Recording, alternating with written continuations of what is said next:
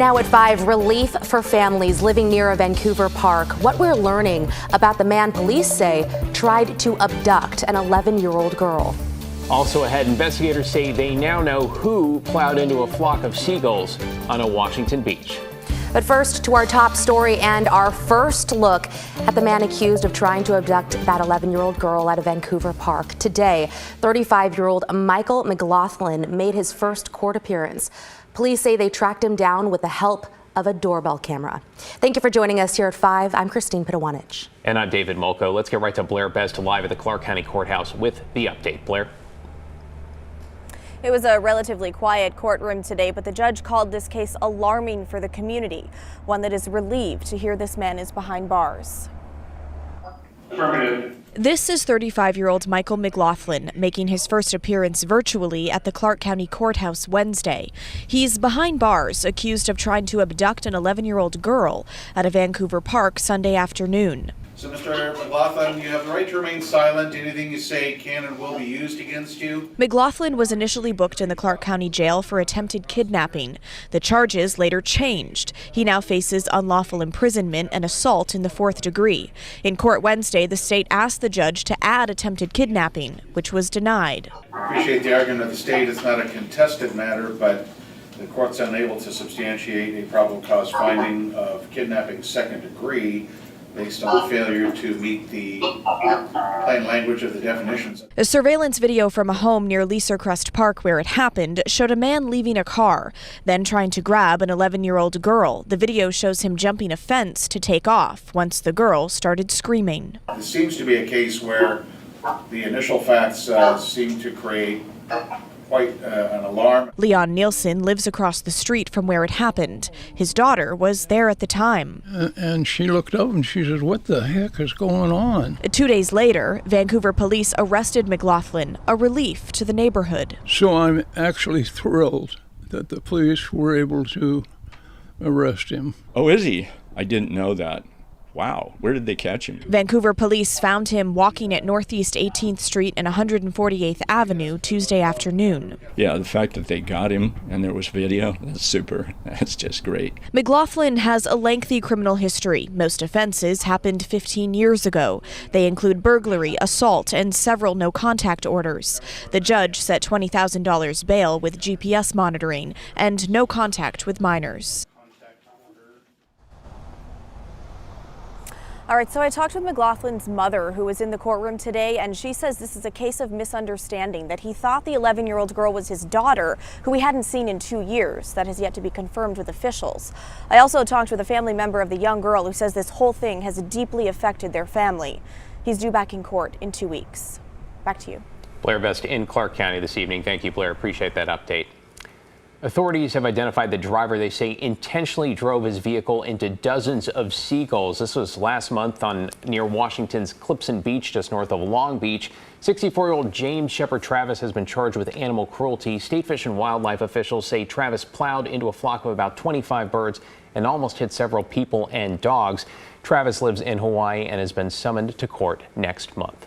A Portland man is accused of threatening to blow up Jewish hospitals in New York. Federal prosecutors have indicted Domagoj Petkovich, saying he live streamed himself on social media, making multiple fake bomb threats. Our Evan Watson was watching as the suspect appeared today in federal court. Evan? David, this case and Petkovich will be transferred to New York, where the alleged bomb threats were made. In court today, Petkovich didn't say anything, and a judge moved the case forward. Court documents include this screenshot. Prosecutors say it shows Petkovich streaming one of his anti-Semitic swatting calls on the social media and messaging platform Discord. The indictment says Petkovich made 6 different threatening calls targeting Jewish hospitals and care centers, all in 2021. The caller frequently used anti-Semitic slurs and claimed he had planted C4 and other explosives around the hospitals. The threats led to multiple bomb sweeps and at least one partial evacuation and lockdown. Investigators also found a photo of Petkovich making a Nazi salute in an unrelated incident, something Petkovich later admitted to when talking to investigators. In a release, U.S. Attorney Breon Peace said the defendant and his co-conspirators, motivated by their hatred of Jewish people, targeted Jewish hospitals and care centers in New York City and on Long Island with hoax bomb threats. needlessly endangering patients and staff by creating chaos and alarm. In a somewhat fascinating twist, court documents say investigators connected Petkovich to the Jewish hospital bomb threats after Petkovich himself called the FBI in 2023 to report on other people who were involved in swatting. If convicted, Petkovich could face a maximum sentence of up to 155 years in jail. David? Yeah, that is a bit of an odd twist. Evan Watson in the newsroom. Thanks, Evan. Today is National Fentanyl Prevention and Awareness Day, and a memorial in Vancouver brought people together to remember those they've lost to overdoses and to learn how to prevent future tragedies. Photos of some 200 people from around the country were on display, captioned with their date of birth and the date they died. The youngest of them, only 16 years old. Organizer Lynn Fortner lost his son in Clark County in 2012 and started this local event 5 years later. We can all get educated and not think that it's not going to affect us or our family member.